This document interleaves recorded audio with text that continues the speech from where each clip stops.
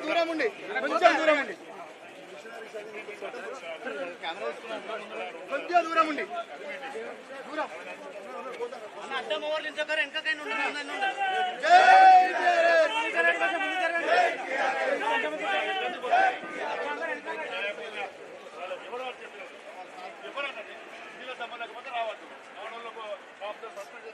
రండి తెలుసు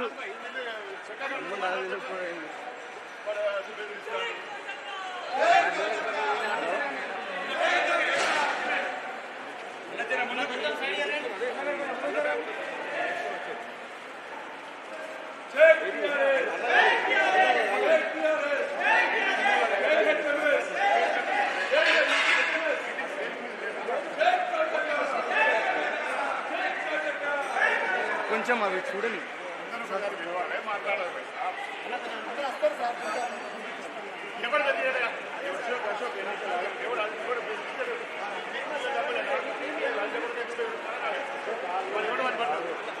తప్పు కాదు మీరు చెక్కగారులాగా మాట్లాడండి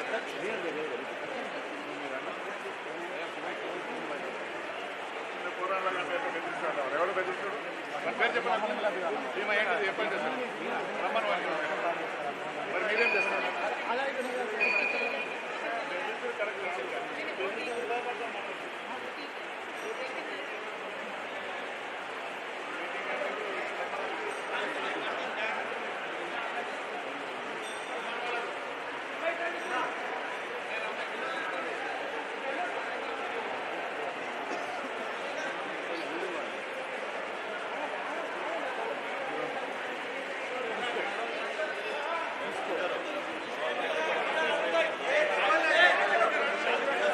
అందరూ పోరే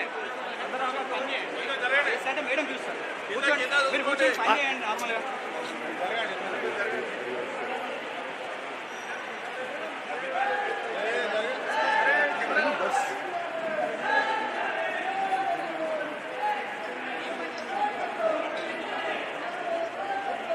చేతులు పెట్టకండి అయ్యా మీరు అంతా దగ్గర పోతే ఏమవుతుంది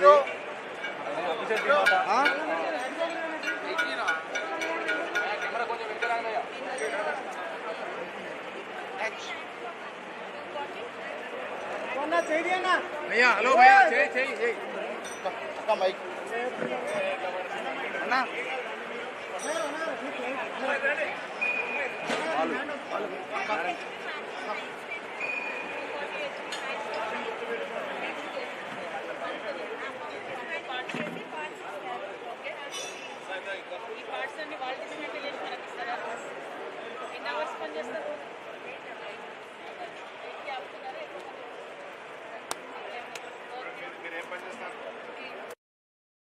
only clinic general assistant sir అంతకు లేడీస్ లేరా ఇక్కడ ఇక్కడ లేరా డిపెండెంట్ వచ్చిన వాళ్ళకి ఇక్కడ ఇస్తున్నారా అయితే ఇది హైలీ స్కిల్డ్ సాలరీ ఎక్కువ రావాలా సాలరీ ఎక్కువ మీరు భయపడకుండా ఉంటారు భయపడదు మీకు బలం ఉంది కదా మా గురించి తెలుసు కదా మరి ఇంకెందుకు భయపడతారు ఒకసారి చెప్తే ఎట్లా చూపి నేను ట్రై చేస్తాను okay okay okay okay okay okay ఆ ఫిట్ అయినప్పుడు చూసి మళ్ళీ కూడా వేపిస్తారా ఫిట్ అవ్వకపోతే అట్లేం లేదు ఒకసారి మీరు పంపిస్తే అంతే ఇంకా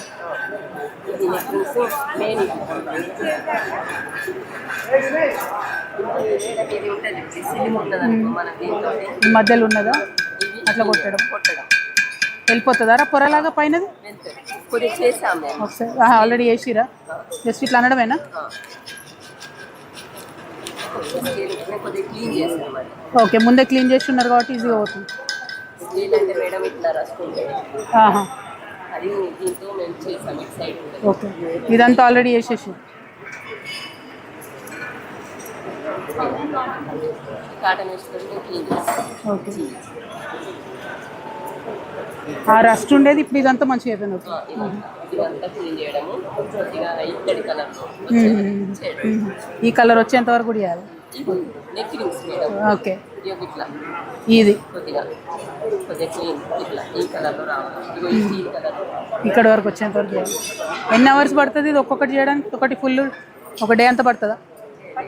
లేదా పట్టదా? తొందరనే అయిపోతుందా? 3 hours. ఓకే. ఏం చదువుకున్నారు మీరు? డిగ్రీ కంప్లీటెడా? ఇంట్రెస్ట్ అనిపిస్తుందా జాబ్? పర్వాలేదా? Nice nice. God bless you. Take care.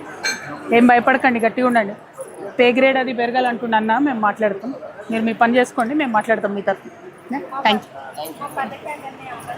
అందుకే అంటున్నా, దానికోసమే మాట్లాడేది.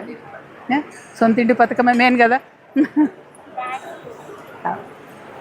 ఇంకోటి ఏంటి? ట్యాక్స్, ఇన్కమ్ ట్యాక్స్ కదా. పర్క్స్ మీద ఇన్కమ్ ట్యాక్స్ ఏం అవార్డు? లాభాల వాటి వస్తుంది కదా. మనం ఏమంటున్నాం అంటే పర్సంటేజ్ కన్నా ఎక్కువ అంతకుముందు ఇయర్లలో ఎక్కువ మ్యాక్సిమం ఏది ఇచ్చిరో దానికన్నా ఒక 10,000 ఎక్కువ అని అడుగుతున్నాను నేను. ఎందుకంటే పర్సంటేజ్ అని అడిగితే కరెక్ట్ వర్కౌట్ అవ్వట్లే. లాస్ట్ టైం కూడా తప్పిచ్చిరు, అందుకని డిఫరెంట్గా అడుగుదామని చూస్తాం అట్లా. గుడ్ లక్ రా. Thank you madam. మీ వల్లే మేము ఏసీ కనెక్షన్ తోని ఇంట్లో ఏసీ వేసుకొని పడుకుంటాం. Thank you. రోజు కలుసుకుంటాం. థ్యాంక్ యూ రా. Thank you. వారసత్వ ఉద్యోగం కూడా ఇప్పించినందుకు చాలా థ్యాంక్ యూ. థ్యాంక్ యూ రా. Take care. Bye bye. జై తెలంగాణ. బాయ్ రా. అమ్మా బాగున్నావా? ఏం పేరు రా? రాజమ్మనా? మనందరం ఒక ఫోటో దిగుతాం.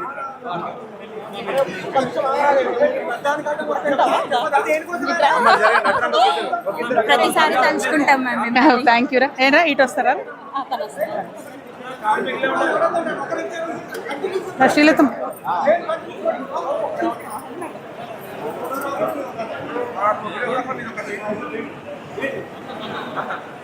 థ్యాంక్ యూ రా. Bye, see you. బాయ్, కలుస్తామ్మా.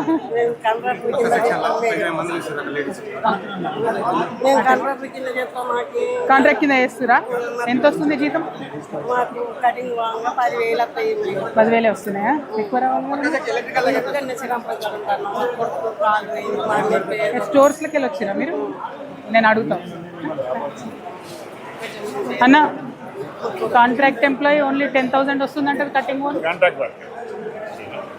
మీరు ఎవరు నమ్ముకుంటారు? ఏ యూనిట్ జాండ కడతారు? సిఐటి అంతేనా? వాడిని అడగాలి, మేము ఇప్పిస్తాం. అక్కడే మీ కాంట్రాక్ట్ లేబర్కు యూనిట్ పర్సెంటేజ్ అని వెంకట్ ఇట్రా మాట్లాడతారా? కాలు పోయిందా? ఒక్కసారి డీటెయిల్ తీసుకోవాలి. కొడుకు కాలు పోయిందట. డీటెయిల్ తీసుకున్నాను ఒకసారి. హలో, బాగున్నారా? అంత మంచిదే కదా. Thank you so much. అట్లా కాదు, ఇక వెళ్దాం.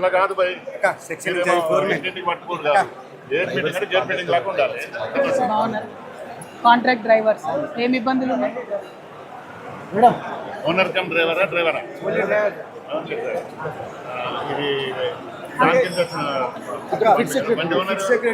బాగున్నా. ఏం పేరు? బాగున్నారా? ఏం చేస్తారు ఇక్కడ?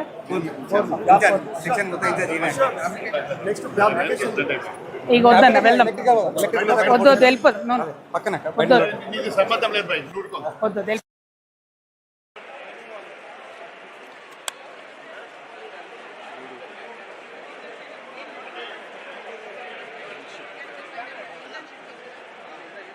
అన్న కెమెరా చూడండి తమ్ముడు. అన్న కొద్దిగా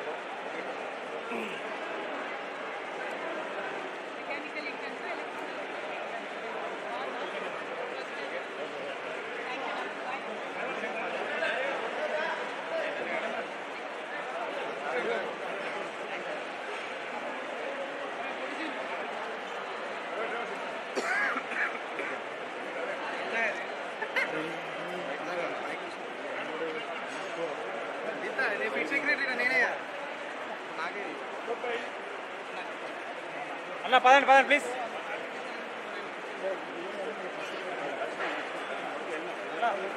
వినయ్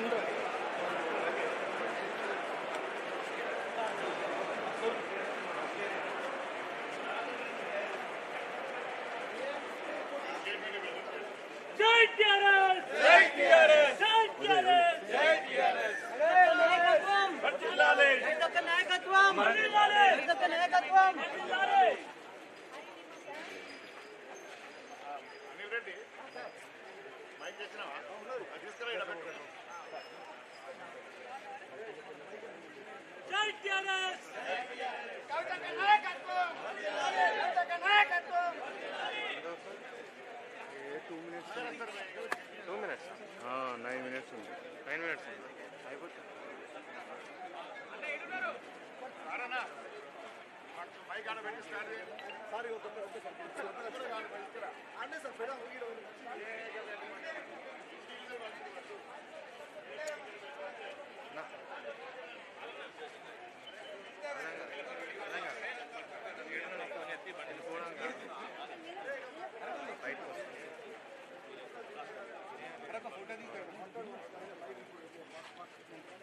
మైక్ తెమ్మండి మీరు అందరు లైన్ ఉండరా.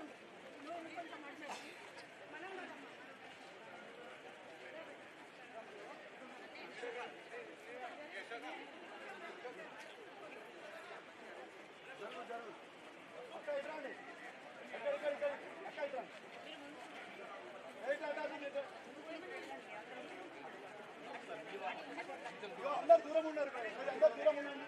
అందరూ ఉంటారు అక్కడ దూరం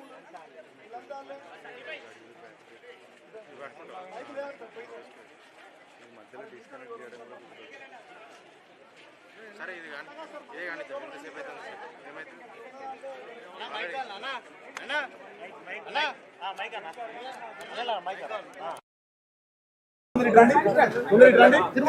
జరగండి, మిగతా అందరూ జరగండి. లేడీస్ ఉంటారు, అమ్మ లేడీస్ కొందరు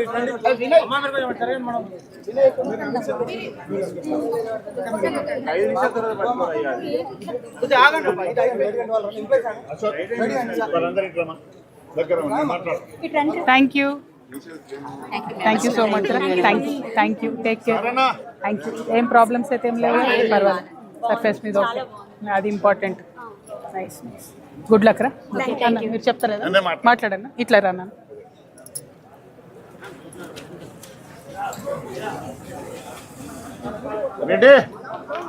अशोक अशोक केड़ी अशोक का अशोक का अशोक को बोलो. अशोक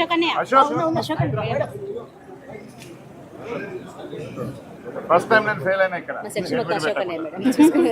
అదే అదే అందుకే. హలో హలో మైక్ ఎట్ట పెట్టి ఇటు ముందర పెట్ట.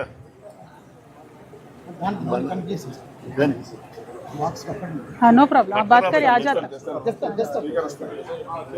అందరు సూపర్వైజర్ నీ వర్క్ షాప్ నీ ఫెయిల్యూర్ ఇవ్వాలి ఇక్కడ. జర్నలిజం మీటింగ్ పెట్టారు, అది కాదులేదు ఇది కాదులేదు. క్లాస్ ఎట్లా ఎవడా బెదిరించాడు?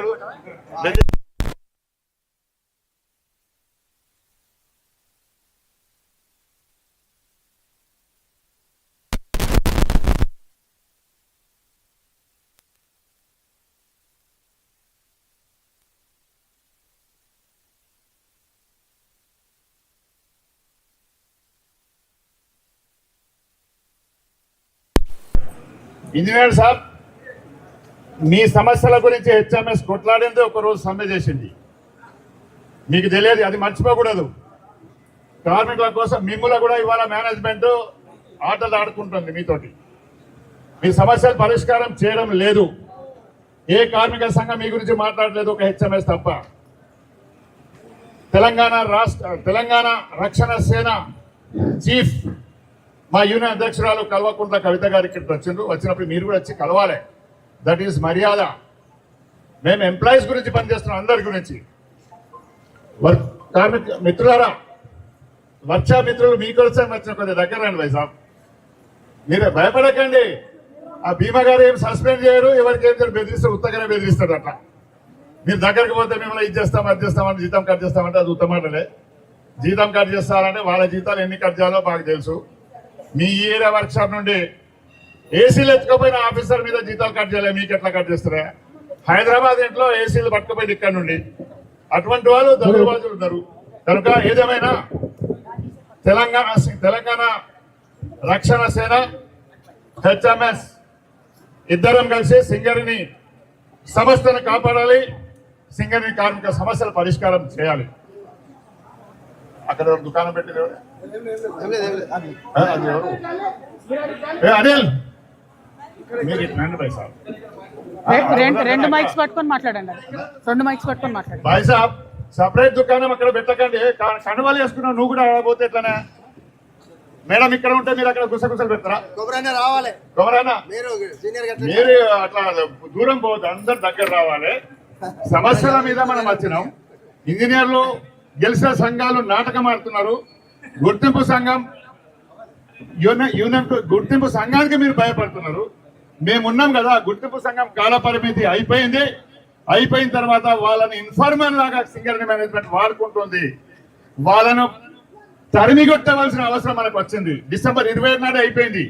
పోలీసు వాళ్ళకి పెడుతున్నారు, ఆ ఇన్ఫార్మర్ గా గెలిచిన సంఘాలను పక్కన పెట్టుకుంటారు.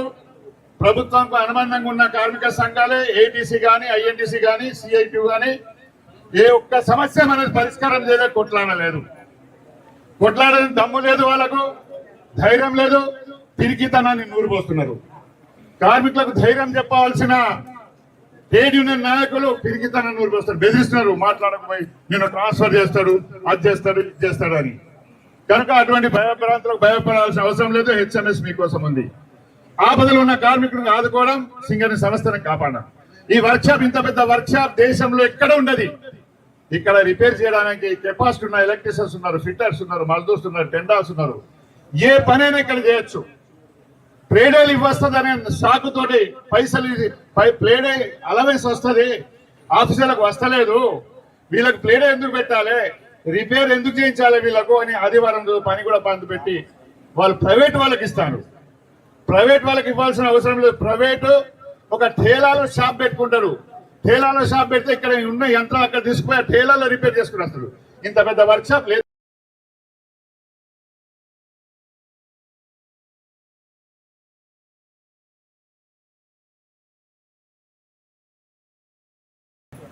ఇవాళ మీకు పులిలాగా బతుకుతుందంటే హెచ్ఎంఎస్ చేసిన పని ఇక్కడనే కదా. హెల్పర్ల కోసం మనం 45 రోజులు సమ్మె చేసినాం. సమ్మె చేసి హెల్పర్ సాధించుకున్నాం. అదే గెలిచే సంఘం ఏటీసీ నాయకత్వం హెల్పర్ వద్దన్నది. నేను చర్చల్లో ఉన్న ఎలక్ట్రిసిటీ ఫిట్టర్లకు హెల్పర్ ఇవ్వాలంటే హే అనుకుంటా సీతారామే అన్నాడు. ఏమన్నాడు తెలుసా? డైరెక్టర్ ముందు హెల్పర్ మేస్త్రికి హెల్పర్ ఇస్తే మేస్త్రి పంటాడట. అటువంటి అలిగేషన్ మీ మీద పెట్టిన తర్వాత కూడా వాళ్ళ ముట్టి పట్టుకుని ఎట్లా ఉరుకుతారు? మేమున్నాం, కొట్లాడతాం. ఇంజనీరింగ్ డిపార్ట్మెంట్ ఏమేమి కావాలి? ఇవాళ ఆడపిల్లలు ఉన్నారు, వీళ్ళ మీద అలిగేషన్ ఇస్తారు, పని చేయరట, ఎవ్వరు పని చేయరట, వీళ్ళని ఎటు పంపించాలి? ఇప్పుడు మీరు చేస్తున్నారు అదే WCL పక్కన ఉన్న WCL లో మీకు ఓపెన్ కాస్ట్ లో పనిచేస్తున్న, వర్క్ షాప్ లో పనిచేస్తున్న EP greaser helper. EP greaser helper అంటే 4వ కేటగిరీ 5వ కేటగిరీ మధ్యలో ఉంటుంది. అటువంటి ఇప్పించినాం. మీరు మిషన్ల మీద పనిచేస్తారు, టెక్నీషియన్ గా పనిచేస్తున్నారు, వైరింగ్ చేస్తున్నారు, ఎలక్ట్రికల్ వైరింగ్ చేస్తున్నారు, ఇలా చేస్తున్నారు. ఆ వైరింగ్ కనెక్షన్ చేస్తున్నారు. మీకు 4వ కేటగిరీ 5వ కేటగిరీ జీతం ఇవ్వాలి. ఇవ్వకుండా మీకు ఉద్యోగం ఇచ్చుడే ఎక్కువ, మీకు ఇది ఇచ్చుడే ఎక్కువ. కనీసం రెస్ట్ రూమ్ల మీద కూడా మీకు పెట్టడానికి మేనేజ్మెంట్ కు చేతనైతే లేదు. అడగడానికి గెలిచిన సంఘాలకు దమ్ము లేదు. అమ్ముడిపోయిన గాలి గెలిచిన సంఘాలు వాళ్ళ దుకాణం ఖతమైంది. ఇవాళ మేము ఒకటే చెప్తున్నాం ఇంజనీర్లకు, సింగరేణి జనరల్ మేనేజర్ కూడా ఈ వేదిక పైన చెప్తున్నాం, గుర్తింపు అని పేరు మీ నోట్లోకి వెళ్ళి రావద్దు. గుర్తింపు ఎప్పుడైంది అన్ని సంఘాలు సమానమే, అందరికి సమానంగా మాట్లాడే అవకాశం ఇవ్వాలి. గుర్తింపు సంఘం రద్దయిందని ప్రకటన చేయాలి. అది ప్రకటన చేస్తలేరు. అది ప్రకటన చేసిన తెల్లారి వాళ్ళ దుకాణం ఖాళీ అయితే కొట్లాడే తోటి కవితక్కతోటి ఉంటారు. ఇవాళ కవితక్క గారు వచ్చారు. మామూలుగా విషయం కాదు. రాష్ట్రంలో మన రాష్ట్రం, మీరు అందరు తెలియగలరు, మీకు తెలిసి ఉండాలి, రాష్ట్రంలో ప్రతిపక్షం లేదు, ప్రజల గురించి మాట్లాడటం లేదు, కార్మిక వర్గం గురించి మాట్లాడటం లేదు. అది ఎవరే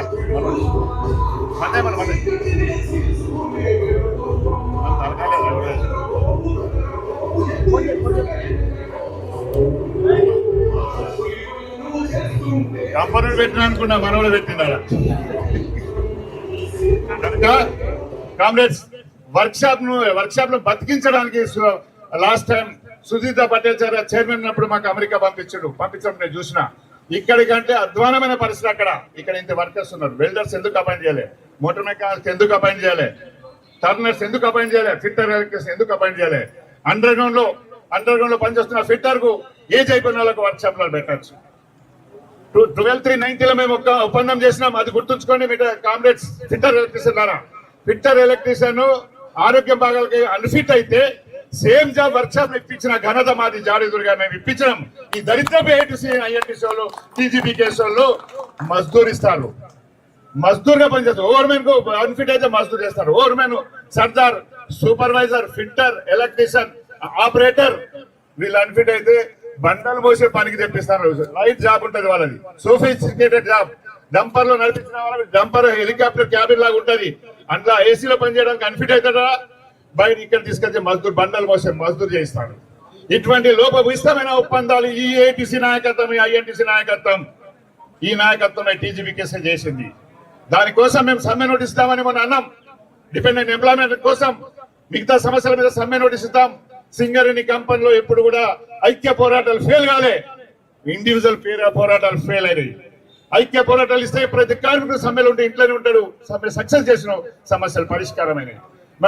మొన్న దాకా సింగరేణి మేనేజ్మెంట్ దగ్గర రాని వాళ్ళ ఏటీసీ వాళ్ళకు ఐఎన్టీసీ వాళ్ళకు ఏదో పైరువీలు వినలే. అప్పుడు రియాజ్ అన్న రావాలి, మనం అందరం కలుస్తాం. జనక్ ప్రసాద్ ఫోన్ చేసిండు 3 సార్లు, సీతారామయ్య నాకు 2 సార్లు ఫోన్ చేసిండు. మనం అందరం కలుస్తామన్నాం. కలుస్తామని మాట్లాడిన తర్వాత డిసిజన్ తీసుకున్నాం, అందరం కలిసి పోరాటం చేద్దాం భయ్, అన్ని సంఘాలు కలిసి చేద్దాం. టీజీపీకేఎస్ కూడా వచ్చింది అన్నప్పుడు ఓకే అన్నారు. మళ్ళీ మాతోటి మాట్లాడి రియాజ్ అన్నతో మాట్లాడి హెచ్ఎంఎస్ కలిసిండ్రు. ఏదో అయితే పోతుందని వాళ్ళకి ఇద్దరు పిలిచి కుర్చీలలో కూర్చోబెట్టి చాక్లెట్లు, బిస్కెట్లు, వాళ్ళు ఇచ్చే చాక్లెట్ బిస్కెట్లే, ఇంకేం లేవు. దానికి లొంగిపోయి అంతా అయిపోయింది, అన్ని ఒప్పుకున్నారు అన్నారు. అన్ని ఒప్పుకున్న తర్వాత మళ్ళీ నిన్న స్ట్రైక్ నోటీస్ ఎందుకు ఇచ్చినావు? శకుని పాత్ర పోషించిన గెలిచిన సంఘాలు శకుని పాత్ర విడదీసి నేను చెప్పాను. శకుని అంటే చాలా మంది తెలుసు శకుని ఎవరు అన్నది. అటువంటి పరిస్థితి సింగరేణి దాపరమైంది. భయపడి బతుకుతున్న కార్మికులను ధైర్యం చెప్పడానికే కవితక్క గారిని తీసుకొచ్చాం. ధైర్యం చెప్తున్నాం, భయపడకండి. భయపడి బతుకుతున్న కార్మికులకు ధైర్యం చెప్పి పోరాటం వైపు తీసుకుపోదాం. సింగరేణిని దక్కించుకున్నాం. బాయిలు బంద్ కాకుండా ఆపుదాం. ఓపెన్ కాస్ట్ బంద్ చేయిస్తాం. ఒకటే మా నినాదం ఉన్నది, ఎక్కడో కాదు. బీజేపీ ప్రభుత్వం మనకు బ్లాక్లు ఇస్తలేదు, కాంగ్రెస్ అడుగుతలేదు. కనీసం మనమన్నా డిమాండ్ చేసి బొగ్గు బాయిలర్ సాఫ్ట్ గా ఏంటి. మనిషి ఒక మైన్ ఉంటే 3000 మంది పనిచేస్తారు. సింగరేణి ఒకటి భారతదేశంలో కాదు ప్రపంచంలోనే బొగ్గు పరిశ్రమలో ఎటువంటి ఎడ్యుకేషన్ అవసరం లేదు. ఓన్లీ ఎడ్యుకేటెడ్ కావాలంటే స్టాట్యూటరీ పోస్టులనే, సూపర్వైజర్ పోస్టులనే, కష్టజీవులతోనే మన చేతులే గుణపాలుగా పనిచేస్తాం. ఇవాళ ఆడపిల్లలు ఇంట్లో బాత్రూమ్ పోతే బకెట్ నీళ్లు కూడా తీసుకోపోలే వీళ్ళు. అవ్వ తీసుకొచ్చి పెట్టేది ఇవాళ బండలతో కొట్టిస్తారు, లేపిస్తారు. సిగ్గు శరం ఉండాలి. మీ బిడ్డలు కూడా ఇదే గతి పడుతుంది. నువ్వు చచ్చిపోతే నీ కొడుకులకు ఇస్తారు, బిడ్డలకు ఇస్తారు. మీ బిడ్డలు కూడా ఇట్లానే చేస్తావా? యూనిఫామ్ వేసుకోరాలి. ఈ బూట్లు, ఈ కిలో బూట్లు మీకు అవసరం లేదు. లేడీస్ కు వేరే బూట్లు ఇవ్వాలి. ఆ బూట్లు కూడా అండర్ గ్రౌండ్ లో దిగే బూట్లు ఇచ్చింది. అంటే రేపో మాపో మళ్ళీ అండర్ గ్రౌండ్ తిప్పడానికి. మొన్న ఏటీసీ నాయకత్వం అండర్ గ్రౌండ్ అని ఇప్పించింది. ఎట్లా ఇస్తారని మేము క్వశ్చన్ చేసినాం. చేసిన తర్వాతనే మహిళలకు అండర్ గ్రౌండ్ అని తీసేసి సర్ఫేస్ అని ఇచ్చింది. అవునా కదా మేడం? అండర్ గ్రౌండ్ ఇచ్చిన కొందరికి ముందు సర్ఫేస్ ఇచ్చేది under ground Mazdoor, under ground బదిలీ వర్కర్ అని ఇచ్చారు. లేడీస్ కు మైండ్ లో దింపే అవకాశమే లేదు, అధికారమే లేదు. ఓన్లీ సూపర్వైజర్కి పార్లమెంట్ లో మేడం గారు ఉన్నప్పుడు ఆర్పీ చేసిన పార్లమెంట్ లో మా పిల్లలందరూ ఇంజనీరింగ్ చేసిన వాళ్ళు ఉన్నారు. ఇంజనీరింగ్ సింగరేణి ఉద్యోగాలు ఎందుకు ఇవ్వరు? ఎంత దారుణం అంటే గెలిచిన సంఘాలు ఏం చేసినాయి? నోటిఫికేషన్ వస్తే మెన్స్ ఓన్లీ, వెల్ఫేర్ ఆఫీసర్ కూడా మెన్స్ ఓన్లీ, వెల్ఫేర్ ఆఫీసర్ కూడా మెన్స్ ఓన్లీ. ఇటువంటి చేస్తే నేను మాట్లాడిన బిడ్డలు చదువుకొని ఉన్నారు, మా కార్మికుల బిడ్డలు. అదే ఎన్టీపీసీ పోనా నా బిడ్డకు ఉద్యోగం ఇవ్వని. సింగరేణి ఇంత పెద్ద 1,00,000 మంది పనిచేసే కంపెనీ, దాదాపు 5,000 మంది క్లారికల్ పోస్ట్ ఖాళీ ఉన్నాయి మనకు. 24వ నోటిఫికేషన్ ఇచ్చిన 24 సంవత్సరం ఇంతవరకు ఎందుకు పనిచేస్తున్నారు అంటే బేరం కుదరలే. బేరం కుదిరితే 10 లక్షలు 20 లక్షలు ఇస్తా అంటే అది నోటిఫికేషన్ అయ్యింది. కనుక నేను ఎక్కువ మాట్లాడినా మేడం, ఆవేదనతో మాట్లాడినా. ఇక్కడ రాగానే నాకు మండింది. ఎందుకంటే ఆ ఇంజనీర్ అంటే మీకు మాస్టర్ కార్డ్ చేద్దాం, ఎవరు రావద్దు. ఎట్లా కష్టం చేస్తుంది సార్? ఈ టైం అన్నది మా టైం ఇది. మేము 8 గంటలే మా అగ్రిమెంట్. 8 గంటలు మీ దగ్గర ఉంటే 8 గంటలు, గంటకు 5 నిమిషాలు మీకు రెస్ట్ ఇవ్వాలి. అది కానూన్లో ఉంది, చట్టంలో ఉంది. కంటిన్యూగా మిషన్ కాదు, కంటిన్యూ 8 గంటలు చేసుడు కాదు.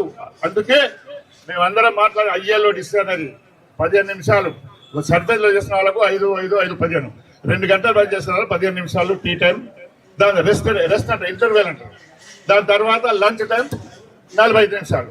దీన్ని కూడా మింగేయడానికి ప్రయత్నం చేస్తున్నారు.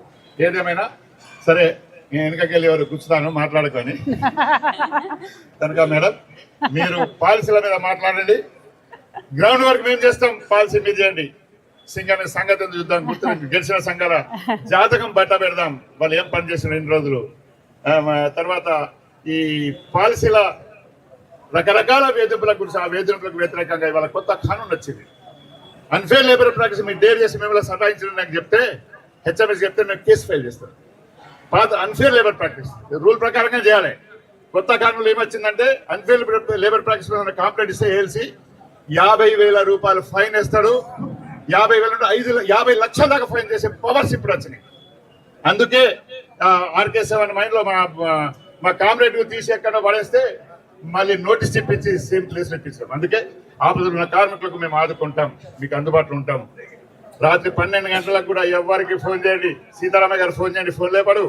జనక్ ప్రాసెస్ ఫోన్ చేసి ఫోనే రాదు. ఇవాళ కొత్తగా వచ్చింది వాయిస్ మెసేజ్ పంపండి అని వచ్చింది, అది వాడుకోండి. రియాజ్ అహ్మద్ కానీ మా హెచ్ఎంఎస్ కార్యకర్త 1 గంటకు ఫోన్ చేసినా లేపి మాట్లాడతాం. నేను ఒక్కనే కాదు, ఫోన్ రాగానే నేను సైలెంట్ ఉన్నా మా ఆవిడ ఫోన్ వచ్చింది లేపు అంటది. మా కుటుంబంలోనే మా కార్యకర్తలు కూడా అదే విధంగా ఉన్నారు. కనుక 24 గంటలు మేము అందుబాటులో ఉంటాం. మీరు మమ్మల్ని ఆదుకోండి, మిమ్మల్ని మా కడుపులో పేకుల్లాగా పెట్టుకొని కాపాడుకుంటాం. ఎవరి మీద జరగకుండా, ఎవరికి ఏం నష్టం జరగకుండా చూస్తాం. కనుక ఇప్పుడు ఎక్కువైంది, మేడం గారు క్షమించాలి, మీ వాయిస్ అవసరం ఉంది. తెలంగాణ రక్షణ సేన సింగర్ని సాధించుకున్నాం. సింగరేణికి రక్షణ లేదు, సింగరేణి కార్మికులకు రక్షణ లేదు, భరోసా లేదు, ప్రతిపక్షం లేదు. ప్రధానమైన ప్రతిపక్ష పాత్ర పోషించడానికి కవితక్క గారు రంగంలో దిగిన ఆడబిడ్డ పార్టీ. ఆడబిడ్డ ఇంతవరకు ఎవరు పెట్టలే. ఆమెకు మద్దతు ఇవ్వాల్సిన కోల్బెల్టే, ఎక్కడ ఏమన్నా కానీ కోల్బెల్ట్ అయితే మేము భరోసా ఇస్తున్నాం. మేడం మిమ్మల్ని గెలిపిస్తాం, మీరు ముఖ్యమంత్రి కావాలి, కొత్త బాయిలు తీసుకురావాలి. జై తెలంగాణ, జై సింగరేణి. అందరికీ నమస్కారం. వర్క్షాప్ ఎంప్లాయీస్ అందరికీ కూడా హృదయపూర్వకంగా ధన్యవాదాలు. టైం తీసుకొని మా అందరితో మాట్లాడడానికి మీరు వచ్చినందుకు. కాకపోతే మీకు నాకు లొల్లి అవుతుంది, ఎందుకంటే జై తెలంగాణ అంటే ఎవరు చేయలేవడతలేదు, కనీసం జై సింగరేణి అంటే కూడా ఎవరు చేయలేవడతలేదు. ఒక్కసారి జై తెలంగాణ, జై సింగరేణి. Thank you. జై హెచ్ఎంఎస్. అందరికీ నమస్కారం. మళ్ళీ ప్రత్యేకంగా మేము ఆలోచించేది ఒకటే, సింగరేణి బతికుంటే, సింగరేణిలో కంటిన్యూస్గా అండర్ గ్రౌండ్ మైన్స్ ఉంటే, ఎక్కువ మంది మ్యాన్ పవర్ వచ్చినట్టయితేనే ఈ ఏరియా మొత్తానికి కూడా సేఫ్టీ ఉంటుంది, సెక్యూరిటీ ఉంటుంది, ఎంప్లాయ్మెంట్ ఉంటుంది. ఈ ఏరియా అంతా కూడా సింగరేణి మీద బతుకుతుంది. కానీ రోజు రోజుకి అండర్ గ్రౌండ్ మైన్లు బంద్ చేయాలి, ఓపెన్ కాస్ట్ల మైన్లు పెంచుకోవాలి, ప్రైవేట్ వాళ్ళకి ఇవ్వాలని చూస్తున్నారు. ప్రైవేట్ వాళ్ళకి ఇచ్చినప్పుడు ఏమవుతుంది, మన హక్కులు అనేటటువంటి కాపాడబడవు. కాంట్రాక్ట్ లేబర్స్, ఇప్పుడు మీ దగ్గరే పర్మనెంట్ వర్కర్స్కి కాంట్రాక్ట్ లేబర్కి ఎంత తేడా ఉందో చూడండి. సో సింగరేణి ఉండి సింగరేణి టేకప్ చేసినప్పుడు పర్మనెంట్ వర్కర్స్కి ఉండే ప్రొటెక్షన్ ఉంటుంది. అదే ప్రైవేట్ వాళ్ళకి ఇస్తే ఇప్పుడు కాంట్రాక్ట్ వాళ్ళ పరిస్థితి ఎట్లుంది, 10,000 12,000 అది కూడా వాళ్ళు ఇచ్చినప్పుడు ఇస్తారు, 2-3 నెలలు లేట్గా ఇస్తారు, అట్లాంటి పరిస్థితి ఉంటుంది. కాబట్టి ఓవరాల్గా సింగరేణి అంతా కూడా ఫస్ట్ కాపాడుకుంటే, అండర్ గ్రౌండ్ మైన్స్ ఓపెన్ చేసుకుంటే, మ్యాన్ పవర్ పెంచుకుంటే ఈ ఏరియా అంతా కూడా ఒక ప్రొటెక్షన్ ఉంటుంది, ఈ ఏరియా అంతా కూడా మంచిగా నడుస్తుంది అనేది మా ప్రధానమైన ఉద్దేశం. దానికోసము ఎప్పుడైనా కొట్లాడినాం. తెలంగాణ కోసం కొట్లాడుతున్న సమయంలో కూడా సింగరేణిలో ప్రైవేటైజ్ చేయాలంటే ఆనాడు గట్టిగా చెప్పినాం, ఏ ఒక్కరు కూడా ప్రైవేట్ వాళ్ళు టెండర్ వేయొద్దని చెప్పినాం. చెప్తే చాలా మైండ్లకు కూడా టెండర్ వేయకుండా ఇప్పటివరకు కాపాడుకున్నాం. అధికారంలో ఉన్నప్పుడు కూడా ప్రైవేటైజ్ చేయడానికి భారతీయ జనతా పార్టీ ట్రై చేసినప్పుడు కూడా మీరు ఈ ఏరియాలో ఎవరు టెండర్ వేయొద్దని చెప్తే చాలా మైన్స్ కాపాడుకున్నాం. కానీ 1-2 మైన్స్కి ఎండిఓలు ఇచ్చేసి ప్రైవేటైజ్ చేసి ఇప్పుడు ఇంకా పెద్ద ఎత్తున దాన్ని టేకప్ చేయాలని చూస్తూ ఉన్నారు. సో ఫండమెంటలీ మేము ఢిల్లీతో కొట్లాడతాం, హైదరాబాద్లో పాలసీ చేసే వాళ్ళతో కొట్లాడతాం, ప్రైవేట్ కాకుండా మేము చూసుకుంటాం. ఇక్కడ ఉన్నటువంటి మీ అందరూ ఇందాకటి దాకా రియాజ్ అన్న చెప్పినట్టు ఫస్ట్ కార్మిక చట్టాలు దయచేసి చదువుకోండి, ముఖ్యంగా ఆడబిడ్డలు. ఎందుకంటే చాలా ప్రొటెక్షన్స్ ఉంటాయి, చాలా రైట్స్ ఉంటాయి. ఆ సెక్షన్స్, ఆ ప్రొటెక్షన్స్ మీరు చదువుకొని కొట్లాడి నిలబడినప్పుడు మిమ్మల్ని ఎవరు కూడా ఏం చేయలేరు. కాబట్టి దయచేసి కార్మిక చట్టాలు చదువుకోండి. ఇప్పుడు బీజేపీ వచ్చినాక 27 కార్మిక చట్టాలన్నింటినీ కూడా కుదించి ఓన్లీ 4 చట్టాలు చేసిండ్రు. మేము రాష్ట్ర ప్రభుత్వాన్ని ఏం అడుగుతున్నామంటే ఆ 4 చట్టాలని మీరు అమలు చేయొద్దు. ఎందుకంటే ఆ 4 కూడా ప్రజా వ్యతిరేకంగా, కార్మికులకు వ్యతిరేకంగా ఉన్నాయి. ఆ బెంగాల్లో తీర్మానం చేసిరు అసెంబ్లీలో మేము ఆ చట్టాలు అమలు చేయమని, కేరళలో తీర్మానం చేసిండ్రు, తమిళనాడులో తీర్మానం చేసిండ్రు. అట్లనే మన తెలంగాణలో కూడా ఆ కార్మిక చట్టాలు మేము అమలు చేయమని తీర్మానం చేయాలని చెప్పి మేము ముఖ్యమంత్రి గారితో కొట్లాడుతూ ఉన్నాం. ఎందుకంటే ఆ లేబర్ కోడ్స్ 4 లేబర్ కోడ్స్ వస్తే చాలా ఇబ్బంది అవుతుంది. కార్మికులకు రైట్స్ ఉండవు, యూనియన్స్ ఉండవు, మీ తరఫున నిలబడి మాట్లాడే వాళ్ళు ఉండరు. కాబట్టి అవి ఎట్టి పరిస్థితులలో తేవద్దని మేము ఫైట్ చేస్తూ ఉన్నాం. ఇట్లా అనేక విషయాలు, ముఖ్యంగా కార్మికుల సంక్షేమానికి, వెల్ఫేర్కి సంబంధించిన ఇష్యూస్ మీద మేము ఫోకస్ చేసి పనిచేస్తూ ఉన్నాం. ఇది కార్మికుల అంశం అయితే ఓవరాల్గా తెలంగాణ తెచ్చుకున్న తర్వాత కూడా తెలంగాణలో ఇప్పటికీ కూడా కనీసం ఎవరైనా ఒక ప్రైవేట్ స్కూల్కి పిల్లల్ని పంపాలంటే ఫీజులు కట్టలేని పరిస్థితులలో ఉన్నాం. ఇంట్లో ఎవరికైనా అనారోగ్యం వస్తే ఇల్లు గుల్లవుతుంది అనేటటువంటి ఒక భయం అందరినీ కూడా వెంటాడుతుంది. కాబట్టి అది పోవాలంటే ఫ్రీ హెల్త్, ఫ్రీ ఎడ్యుకేషన్, అది ప్రైవేట్ స్కూల్కి పోయినా సరే ఫ్రీగా మీ పిల్లలకు ప్రభుత్వమే చదివించాలి. ప్రైవేట్లో హెల్త్ కేర్ చూసుకున్నా సరే ఎంత ఖర్చు అయినా సరే గవర్నమెంట్ ఆబ్లిగేషన్ తీసుకోవాలి అన్నది మనం ఆలోచన చేస్తూ ఉన్నాం. సో ఈ ఫ్రీ హెల్త్, ఫ్రీ ఎడ్యుకేషన్ అనే రెండు కూడా రావాలనే టీఆర్ఎస్ అనే పార్టీ పెట్టుకున్నాం. తెలంగాణ రక్షణ సేన తరఫున ఆ రెండు బలంగా ఇచ్చుకున్నట్టయితే మిగతా అంశాలన్నీ కూడా మీ అంతటా మీరే టేక్ కేర్ చేయగలుగుతారు అనేది నాకు అనిపిస్తూ ఉంది. దాంతోపాటు ఎస్సీ, ఎస్టీ, బీసీ, మైనారిటీస్కి సంబంధించి పొలిటికల్ రిప్రజెంటేషన్ తక్కువ ఉంది. ఎక్కడ కూడా ఎడ్యుకేషన్లో కానీ, ఎంప్లాయ్మెంట్లో కానీ అన్ఫేర్ డిస్ట్రిబ్యూషన్ ఉన్నది. అందరికీ రావాల్సినట్టు ఈక్వల్గా రైట్స్ వస్తలేవు. కాబట్టి వాటి మీద కూడా బలంగా ఫైట్ చేస్తున్నాం. సో ఈ అన్ని అంశాలతోని మీ ఆడబిడ్డగా సింగరేణి అంటే నాకు ప్రాణం, మీ అందరికీ తెలుసు. 20 ఏళ్ళుగా నాకు సింగరేణికి విడదీయలేని బంధం ఉంది. సో ఆ పెట్టిన పార్టీ కోసం ఆశీర్వాదం తీసుకోవడం కోసం బాయిబాట అనే కార్యక్రమంతో సింగరేణిలో ఉన్న అన్ని ఏరియాస్ కూడా వెళ్తూ ఉన్నాం. మీ అందరి మద్దతు కూడా టీఆర్ఎస్ పార్టీకి ఉండాలని నేను మనస్ఫూర్తిగా కోరుతున్నాను. మరి టీఆర్ఎస్ పార్టీకి మా హెచ్ఎంఎస్ అన్న, సింగరేణి అన్న కంటిన్యూస్గా మనతో పాటు ఉండి నాకు ఎప్పుడు కష్టకాలం ఉన్న అన్న వచ్చి ఉన్నారు, కార్మికులకు ఎప్పుడు కష్టకాలం ఉన్న అన్న వచ్చి ఉన్నారు. సో టీఆర్ఎస్ పార్టీకి కార్మిక యూనియన్ అంటే హెచ్ఎంఎస్ఏ. సో జై హెచ్ఎంఎస్, జై టీఆర్ఎస్ అనే నినాదంతో సింగరేణి అంతా కూడా తిరుగుతున్నాం. హెచ్ఎంఎస్కు మద్దతు ఇవ్వండి. త్వరలో ఎన్నికలు వస్తాయి సింగరేణిలో. ఇప్పుడైతే ఎన్నికలు లేవు, ఏ యూనియన్స్ లేవు, అందరూ ఈక్వలే. త్వరలో ఎన్నికలు వస్తాయి. వచ్చినప్పుడు హెచ్ఎంఎస్ని బలంగా గెలిపించండి. మీ పక్షాన నిలబడి కొట్లాడతామని మీకు తెలియజేస్తూ ఉన్నాం. 5 పాయింట్ సింపుల్ ఎజెండా తీసుకున్నాం పాంచజన్యం అని టీఆర్ఎస్ నుండి. దాంతో ముందుకెళ్తున్నాం.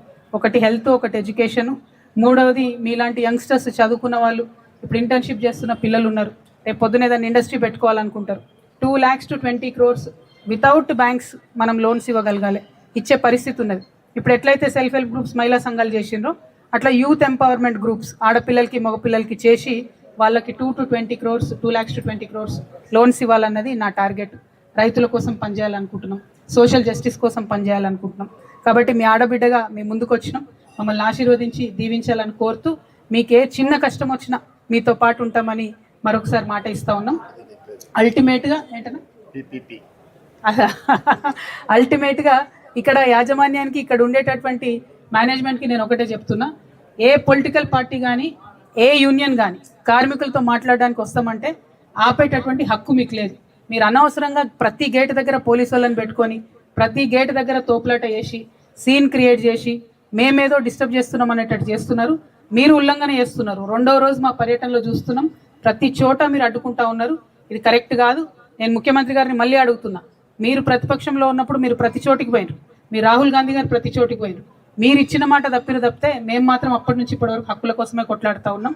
మమ్మల్ని ఆపే అధికారం లేదు. రేపు కూడా ఇదే సీన్ రిపీట్ అయితే మాత్రం మేము బరాబర్ కోర్టుకు పోతాం, ఆర్డర్ తీసుకొస్తాం. సింగరేణికి వ్యతిరేకంగా కార్మిక సంఘాలకు, పొలిటికల్ పార్టీస్కి అధికారం ఉంటుంది. ఆ ఇంటరాక్షన్ని నిర్విరామంగా కొనసాగించాలని చెప్పి కోరుతూ, మళ్ళొకసారి టైం ఇచ్చినందుకు, ఓపికగా విన్నందుకు అందరికీ నమస్కారం. జై తెలంగాణ. పంచాయతీ అయితే చేయలేకపోతే జై తెలంగాణ, జై Singareni. Thank you so much.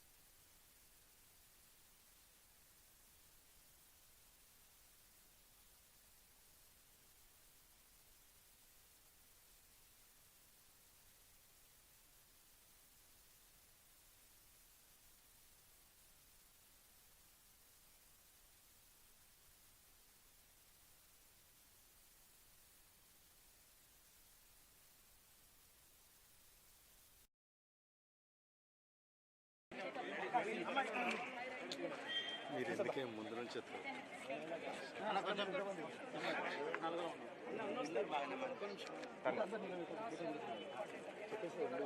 Ladies రావాలా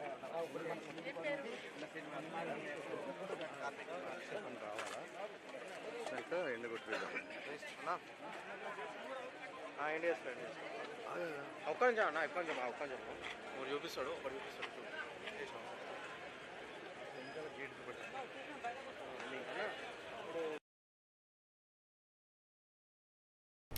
यार how are you so relaxed? Market का अपडेट नहीं देखा? मैं तो सिटीजन हूँ ना। सिटीजन मतलब? सिटीजन्स को मार्केट के उतार चढ़ाव से कोई फर्क नहीं पड़ता। We invest for the long term. SIP करो, सिटीजन बनो। म्यूचुअल फंड निवेश बाजार के जोखिमों के अधीन है। योजना से जुड़े सभी दस्तावेजों को ध्यान से पढ़ें। My father, who was a bureaucrat, had become a secretary.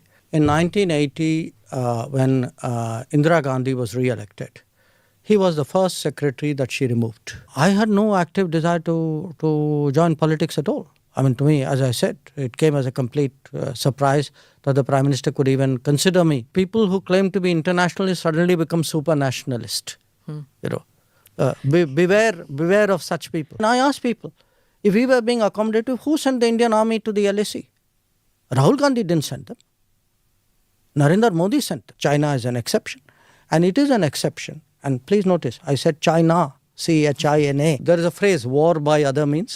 There is also, think of it, this is politics by another means. You think the timing is accidental. I mean, let me tell you one thing. I don't know if election season has started in India and Delhi or not, but for sure it has started in London and New York. Politics of India doesn't stop at its borders. Sometimes politics of India doesn't even originate in its borders. It comes from outside. Why suddenly, there's a surge of reports and, attention and views. I mean, were some of these things not happening earlier? You had to make a documentary. Many things happened in Delhi in 1984. Why didn't we see a documentary on that? Namaste, Jai Hind. Welcome to another edition of ANI Podcast with Smita Prakash. Today, my guest is India's External Affairs Minister, Dr. S. Jaishankar. An illustrious career of 38 years as diplomat, Dr. Jaishankar was India's ambassador in China, the Czech Republic, USA, Singapore, and then finally, Foreign Secretary. He was picked up by Prime Minister Modi to be part of his cabinet in 2019 as External Affairs Minister. The articulate Dr. Jaishankar is my guest today. Dr. Jaishankar, thank you so much for coming to the podcast. Every podcast that I've done, the comment section is filled with, when are you getting Dr. Jaishankar? When are you getting Dr. Jaishankar? So today I'm really That's happy. me commenting. Okay. I don't believe one word of that. So now I'm so glad and my team is thrilled that you're here with us today. And seriously, pleasure to be here. Thank you.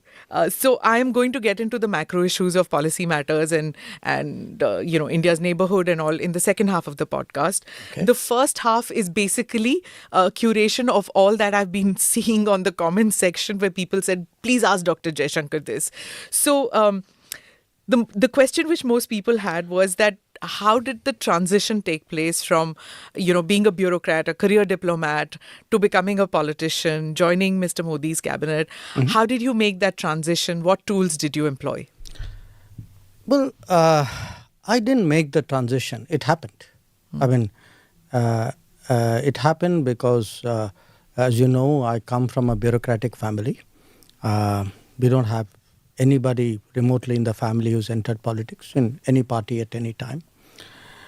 It had not crossed my mind. I don't think it had crossed the mind of anybody else in my circle. And then, lo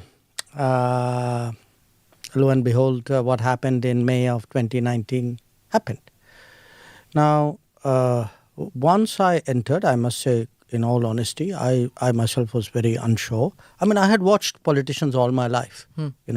One of the things you get to do in the Foreign Service, by the way, is you actually, perhaps much more than other services, you see politicians up close because you see them abroad, you're kind of working with them closely, you're counseling them. So it's one thing to watch, but to actually join politics, to become a cabinet member, to stand for Rajya Sabha, because, when I was selected, I was not even a member of parliament. So each of this kind of happened one by one. I slid into it sometimes without knowing it. You learnt by watching others. That's something, we say sometimes you go to any foreign environment, you kind of you pick up by. So for me, this wasn't a foreign environment, but it was a different environment. So, you looked at others, more senior people, more experienced people in the cabinet, in the party, in other parties. I mean, I even today, watch me in parliament. I do follow a lot. I look very carefully at what people are doing, both in my own party and other parties. I think there's a lot to learn from everybody. So you get into it step by step. Sometimes you'll surprise yourself. There is a learning curve. I'd be honest with you out there. There are times when you are a bit hesitant or a bit even nervous. But then, you do it once, you do it twice, you slowly grow over it. So, to stand up there, to reason with people, to make a speech, even sometimes, because in bureaucracy, until really the Prime Minister, that is 2014, Prime Minister Modi's comment, mostly people were used to speaking in English. So there was a language bit, there was a subject bit, there was a environment bit. There's a different culture also. But as your skills as a diplomat, I guess it would have equipped you to win friends over easily, isn't it? क्या बात है यार, इतनी planning? Of course यार, citizen life के हर छोटे बड़े गोल को पाने के लिए अलग अलग SIP करता है। फिर तो मैं भी बनूंगा सिटीजन। सिप करो, सिटीजन बनो। म्यूचुअल फंड निवेश बाजार के जोखिमों के अधीन है। योजना से जुड़े सभी दस्तावेजों को ध्यान से पढ़ें। I don't think it's so much a question of winning friends. I mean, yes, it does help when you're a diplomat. You in a sense are almost trained, I would say, to get along, to get the most out of situations. Some of it is also different people are made different ways. I mean, you would see I very rarely get into anything personal with people, even when I'm provoked at times. I think people are just made different ways. But I would say this. I mean, it will be 4 years this summer. It's been a very, very interesting 4 years. I'm happy to talk with you later on about it. But when I look at these 4 years, for me, actually, it's been 4 years of very intense learning. Going to a state which I had really very little knowledge of. I'd been Gujarat. A few times, Gujarat. Then having a particular area as an MP, you work on a village or in a particular constituency. So all of these were learnings, and I find it very interesting. I find every day is a new day. I'm, as you can see, quite enthusiastic about it. Yeah. When Mr. Modi picked you to be part of his cabinet and such an important portfolio, everybody thought that, you'd be like a technocrat or somebody, like, you bring domain expertise and you'll kind of restrict your karma into that region. Mm-hmm. But then one saw, you evolved. You became like any BJP karyakarta, like any BJP worker. You're part of the party. You take the party line. You go to all states, not just Gujarat. You're going to Karnataka. You go to Tamil Nadu. I've seen you going everywhere. And speaking about the party, it's become part of your, the political part has also become part of your making now. For me, it's interesting. That's how it seems to you. But look, this government, this cabinet is very much a team cabinet. Okay? So you don't do your own thing out here. You may have a background, you may come from a stream, but this very idea that, you will do your domain, as you say, be a technocrat, I don't think it gels with what is this cabinet. Secondly, when I was selected as a minister, I was not a member of parliament. I was not a member of a political party either. I had the choice of whether I would join a political party or not. There was no compulsion on it. Nobody brought up that subject. It was something which was left to me. I joined because when you are joining a team, you join it wholeheartedly. That is where you give your best performance and where you get the best support. And secondly, I really reflected on what is the meaning of actually joining a political party. It's not a decision I took lightly. And as someone who's studied and analyzed politics all their life, it was something for me of great importance. So I joined because I genuinely believe today that this is a party which captures the sentiments and interests and aspirations of India the best. And I get into other issues because, again, one of the differences, moving from bureaucracy, from a department or a service into politics, you learn so much more when you are a member of the cabinet. Your exposure. Every cabinet meeting, there are, let's say, 10 items. It could be on agriculture, could be on infrastructure, but you get a cabinet note. You read the note. You are interested. You will study a little bit more. So you actually your interest broaden, and if your interest broaden, when you go out there and speak to people, it'll show up. Is there any difference in how Dr. Jaishankar, the diplomat, thought and operated, and how Dr. Jaishankar, the external affairs minister, politician, BJP worker, thinks and operates? See, in a way, it's like different lives, Now, you got to understand the challenge that it was for me personally, because I am from a bureaucratic family. My father was a bureaucrat. I have an elder brother who was a bureaucrat. My grandfather was a bureaucrat, and we have aunts and not aunts but uncles who were there. So our world, if I can put it to you this way, was very, very bureaucratic. Our goals, our dreams were bureaucratic. What do you mean by that? Meaning, if you had asked me, if you and I had met, which we had, let us say in 2010, and say, okay, Jaishankar, what's your dream? I said, I want to become foreign secretary. That's the dream of any foreign service officer. In our house, it was also particularly, it was something we put. No, you never said that. No, because you never asked me.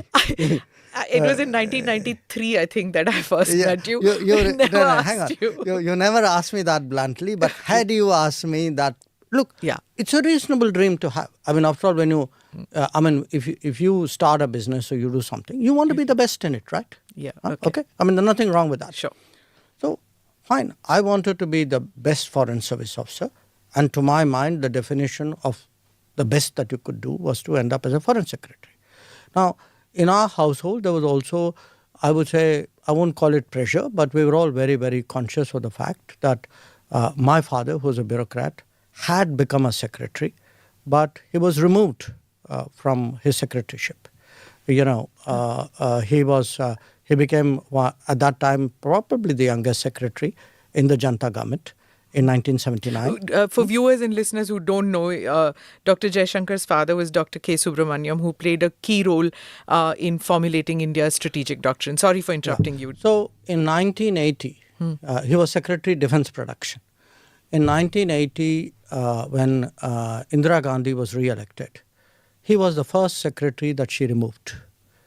And, he was the most knowledgeable person, everybody would say, on defense.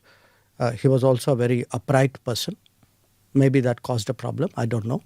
But the fact was, as a person, he saw his own bureaucratic career in bureaucracy actually kind of stall. And after that, he never became a secretary again. He was superseded during the Rajiv Gandhi period for his, somebody junior to him became cabinet secretary.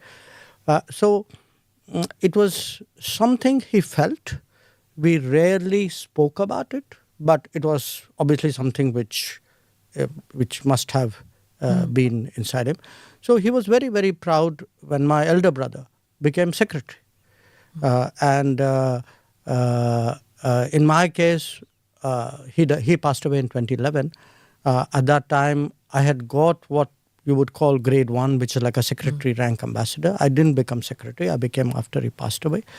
But for us, at that time, the goal, you could say, was, okay, we must become secretary. Now, as I said, I had achieved that goal. So in 2018, I was very happy to kind of walk away into the sunset. I ended up finally walking not into the sunset, but into Tata Sons. I was, I think, contributing my fair bit there. I liked them. I think they liked me. Then completely as a bolt out of blue, the political opportunity came. Now, the political opportunity for me was something I needed to think about, because I was simply not prepared for it. So I did reflect on it briefly due to the pressures of time at that time.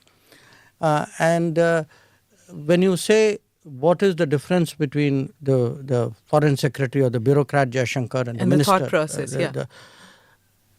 it's a different world. It's a different responsibility. It's a wider vision. And I put it to people like this.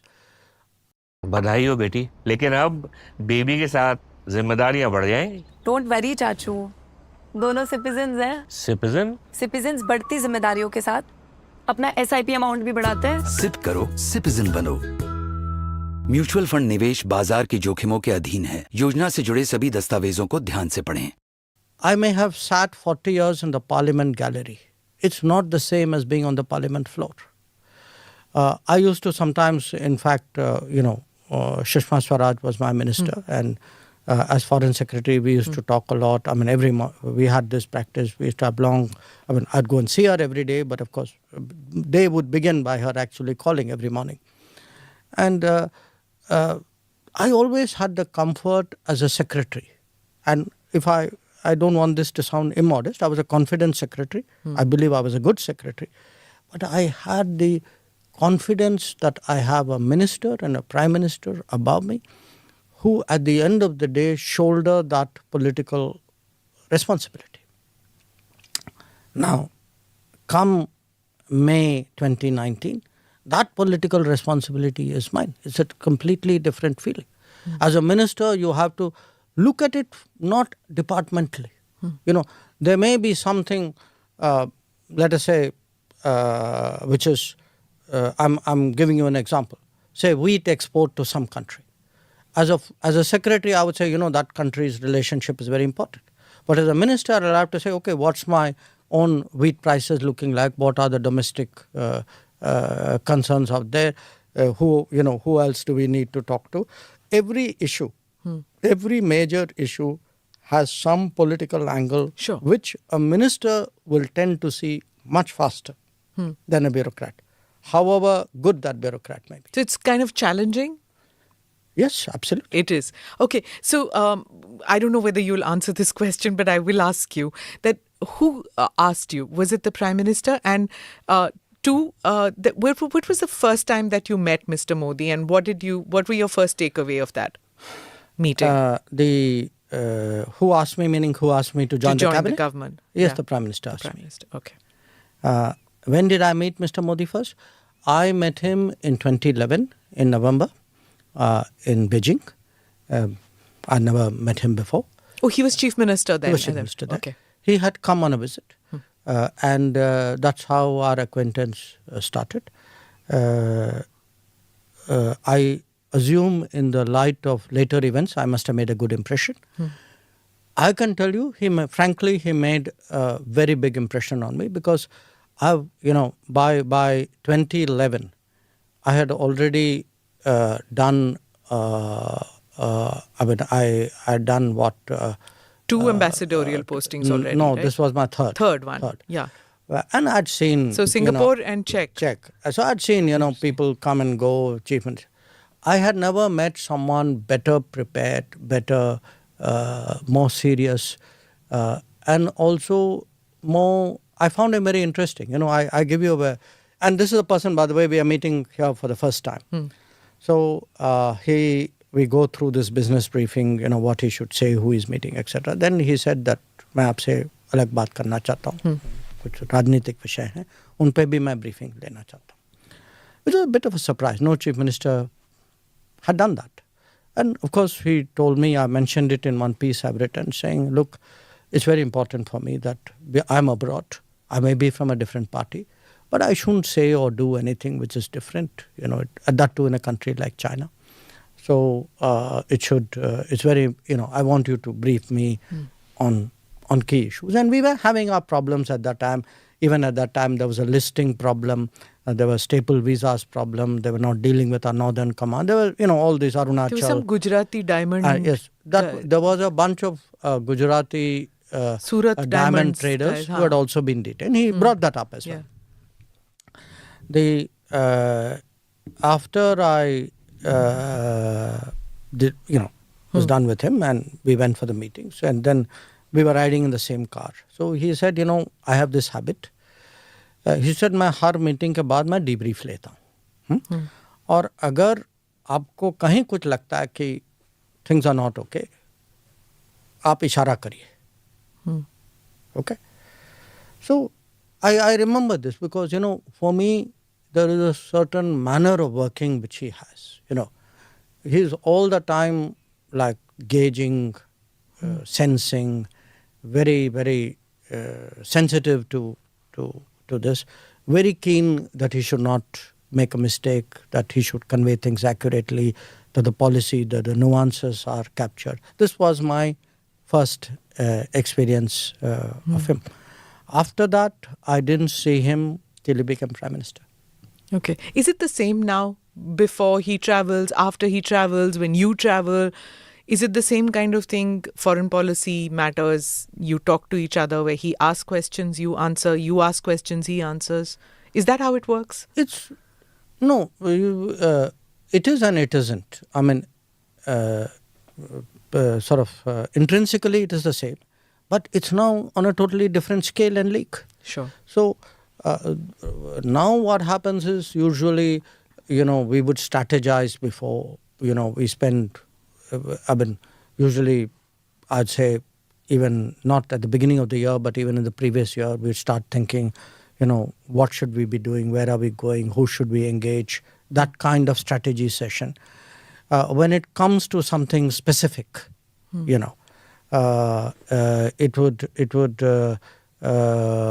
would be like we would go through the details of where we are going, what are the objectives, who are we meeting, what are their objectives. So there's a kind of, I would say, strategizing and a game planning which goes well ahead.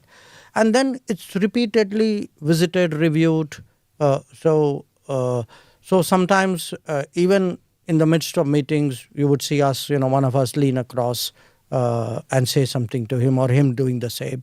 Or if there's a break in a meeting, we would have a quick confabulation. I mean, you could, since ANI films a lot of this, you would often see, there's a quick huddle where you're quickly saying something, we are updating, or he's sharing. He's, क्या बात है यार, इतनी planning? Of course यार, citizen life के हर छोटे बड़े गोल को पाने के लिए अलग अलग एसआईपी करता है. फिर तो मैं भी बनूंगा सिटीजन. सिप करो, सिटीजन बनो. म्यूचुअल फंड निवेश बाजार के जोखिमों के अधीन है. योजना से जुड़े सभी दस्तावेजों को ध्यान से पढ़ें. We can't hear though because there's no microphone. Fortunate. Thank God you can't hear because that would kind of destroy our strategizing. We should get somebody to see the lip syncing and see what's happening there. But he's a very discussive person, if you know what I mean. And he has views, but he's very open to opinion, agreement, disagreement, improvement, mitigation. It's very sort of, how do I say, interactive. Lots of people say that he's a very ideas kind of a man. In fact, some of the questions were on YouTube with that, and my team has made a video which I'm going to show it to you. I'm part of the East. I'm part of the South. I'm part of the West. I'm universal. I'm India.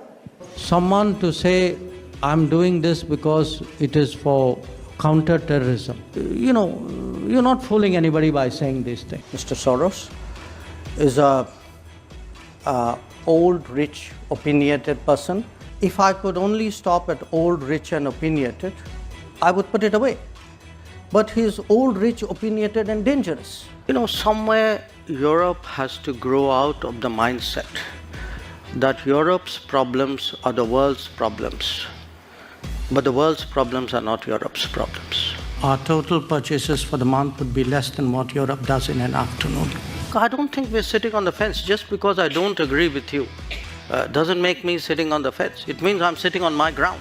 I'm entitled to have my own side. I'm entitled to weigh my own interests, make my own choices. You're asking the wrong minister when you say, how long will we do this? Because it is the ministers of Pakistan who will tell you how long Pakistan intends to practice terrorism. If you have snakes in your backyard, you can't expect them to bite only your neighbors. Eventually, they will bite the people who keep them in the backyard. If I were to take Europe collectively, which has been singularly silent on many things which were happening, for example in Asia, you could ask, why would anybody in Asia trust Europe on anything at all? If you are asking me, I would say yes, 2014 was a watershed moment. Yes, things have changed better after 2014. Yes, our foreign policy has become more dynamic, more effective, more prominent after 2014. Mr. Modi was very famous and very demanding. So how do you deal with that? I'm so glad you chose that understated word, demanding. Yes, I think the Prime Minister is demanding. I think he's rightly demanding, because it's time that India had a demanding person as Prime Minister. It's tough to work for a demanding boss, but at the end of the day, you actually, if you feel that's the kind of person the country needs, I think you're willing to do whatever you have to do at that time. Two democracies will end it differently. And if you can prove that concept here, then I think it's probably the best way to sell democracy. Don't worry, Senator, one democracy will settle it. And you know which one. Okay. Lindsey Graham. So this, all right. So this is what we, my team got this together. Okay. And the same thing about being a demanding prime minister. One has heard about how you have 11 p.m. meetings and 11:30 midnight, post-midnight meetings happen in this cabinet. And it's like working, especially during COVID times when these crises happened, the Ukraine situation where Indian students had to be evacuated. Those are like very tense times, right? And he's on the job all the time? Well, look, I don't want you to get it wrong. It's not like you particularly want to meet or the meetings happen at 11 o'clock or late at night kind of thing. I think it's a situation, it's partly the Prime Minister's schedule. But you mentioned, for example, the Ukraine conflict, Operation Ganga. Now, what was happening at that time was that the Prime Minister was busy campaigning in UP, if you remember at that time. Now, last year, same time. Yep. Now, 24th of February. I think. A little bit later. Yeah, 20. Okay. Now, it could have been, I don't know, maybe some other Prime Minister would have said, okay, guys, I'm busy with UP, now you go manage this. But I think it bothered him. He felt he needed to get a good sense. I mean, lives were at stake. So we would have situations where he would campaign the whole day, come back to Delhi. I mean, you could see sometimes, how exhausted he was. And then somewhere he would find that energy and the adrenaline. And we would meet late because he's come back late from campaigning. Sometimes the situation would call for it. I think I once mentioned this, maybe in one of those same occasions you showed me right now, which was our consulate in Mazar-e-Sharif being attacked. And I remember I think it was past midnight, and I also have this habit of staying up late, and I like to clear my desk every day without fail. And in fact, he called up, and normally, some other guy comes up and sort of says the PM wants to talk to you. In this case, it was him. And so I think if there is something happens, he feels, he feels deeply about it. He sort of feels it's not like ask somebody to do something. He wants to know that it's being done. Now, mind you, having said that, I also say this as his working style, that once an objective is achieved or a mission is set or whatever it is, you get the space to then carry it out. Okay. So, say Operation Ganga, I mean, he would want to know what we were doing. He would sometimes give suggestions saying, अच्छा आप ये कभी इसके बारे में सोचा, कभी इसका भी देखिएगा, वहाँ भी ये करिए. But it was not like he was wanting to, get down. He trusted you with the details. And that's why, I mean, for me, the sort of, I would say, the pleasure of working with him. बधाई हो बेटी, लेकिन अब baby के साथ जिम्मेदारियां बढ़ जाएं. डोंट वरी चाचू, दोनों सिटीजन्स हैं. सिटीजन्स बढ़ती जिम्मेदारियों के साथ अपना SIP अमाउंट भी बढ़ाते हैं. सिप करो, सिटीजन बनो. म्यूचुअल फंड निवेश बाजार के जोखिमों के अधीन है. योजना से जुड़े सभी दस्तावेजों को ध्यान से पढ़ें. I mean, what does anybody need from a boss? You need from a boss somebody who gives you a goal with clarity, who, whatever their thoughts, ideas, etc. share. Then if you are the experienced operational person, you leave them to figure out how it is done. You take your feedback. You might want to course correct, but he gives you a lot of the space, and which is why I think if you look at the last 7-8 years of Indian foreign policy, we are able to move. I give you why Operation Ganga. I'll give you Operation Dost right now. Yeah, Turkey. Yes, Turkey. The earthquake happened. I think literally in a very, very short time. He wanted to know what are our thoughts. I kind of sent in our thoughts. I very quickly consulted, my people in my own ministry, and literally within a few minutes we were told, okay, you got the go now. Go. Talk to NDRF. Whatever. Yeah, in 48 hours, if I'm not mistaken, that they were already there. We were less than 48 Less than 48 hours. Yeah. You were talking about delegation and about getting things in order quickly. We've seen videos of the Cabinet Committee on Security, CCS meetings. It looks like this is the creme de la creme of the cabinet. Everybody getting together, very serious looking, very tough. And you all look like, बहुत पहाड़ टूट पड़ा है, कुछ होने वाला है, कुछ बड़ा. What happens in these meetings? We saw that Uri, Balakot, Pulwama, Ganga, Operation Ganga. We saw this during COVID times.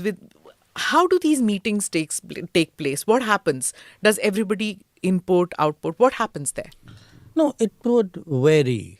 Say, if there's a larger meeting, usually there would be some kind of briefer in any meeting, because somebody has to put the proposition and then, obviously then the floor kind of gets opened up. Typically, the Prime Minister comes in sort of late, I would say. He allows people to speak before he actually says anything. That would be a norm. We may look very serious because usually when CCS meets, it's a serious matter. The routine CCS meeting, we have, sure. If there is something which some agreement or purchase or something needs to be cleared, often you don't get the photo of it because you yourself would not be covering it. So you would not. Most of the pictures you do have would be of occasions like Uri or post Galwan, where the situation is serious, and I think it's obviously reflected on our. Because there's no briefing after the CCS. We never get to know what happened.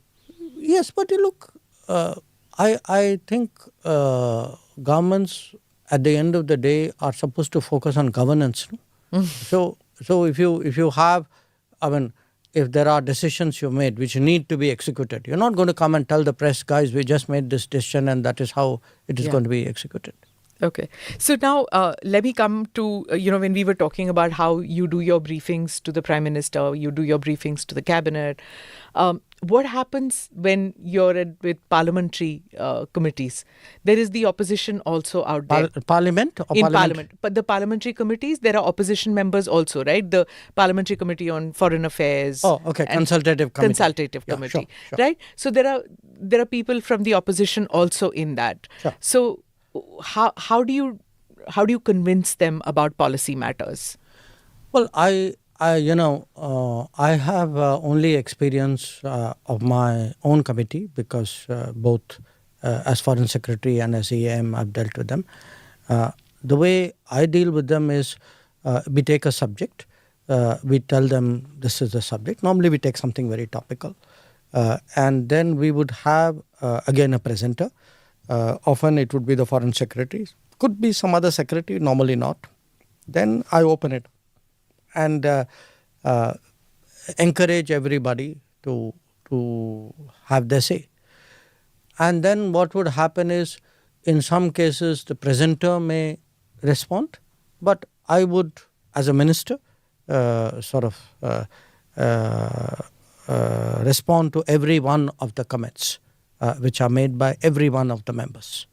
Okay. So my intent of doing that is really, one, to underline to them that we take them seriously, two, not them seriously but their concerns seriously, two, it does help in kind of carrying them along and sometimes in convincing them, though politics is politics, so sometimes whether they're convinced or not, they would not admit it. Rahul Gandhi didn't get convinced by you. In fact, he said that, I think you were, I don't know the exact words, but I think he said that you did not know much about foreign policy matters. You needed to learn a little more. Well, let me put it to you more accurately. This wasn't at a parliamentary committee.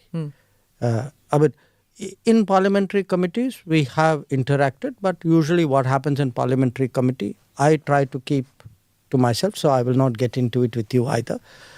This, I think, was something he said at some kind of public meeting somewhere.